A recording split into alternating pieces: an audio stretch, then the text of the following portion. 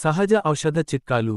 ఒక మిక్సీ గిన్నెలో కరివేపాకు, 1 టీ స్పూన్ జీలకర్ర వేసి, పొడిగా తయారు చేసుకొని, 1 చెంచా నోటిలో వేసుకుని, నీళ్లు తాగితే, కడుపు నొప్పి నయం అవుతుంది. పసుపు, చక్కెర కలిపి కషాయం తయారు చేసి, పాలు, బెల్లం కలిపి తాగితే, శరీర నొప్పులు తగ్గుతాయి. నిప్పు, వేడి నీరు పడిన చోట, తురిమిన ఇంగువను పూస్తే, చికాకు తగ్గుతుంది, బొబ్బలు రావు. తరచుగా ఆహారంలో బెండకాయలను చేర్చుకోవడం వలన, నరాలు బలపడతాయి. మెదడు పనితీరు మెరుగుపడుతుంది మరియు జ్ఞాపకశక్తి కూడా మెరుగుపడుతుంది. నీటిలో ఆవు పాలు కలిపి, దానికి తెల్ల తామర పువ్వులు వేసి, మరిగించి, పాత్రను దించి, కంటి నొప్పి వంటి వ్యాధులతో బాధపడేవారి కళ్లలో దాని నుండి ఆవిరిని పట్టుకుంటే, కంటి వ్యాధులు నయమవుతాయి.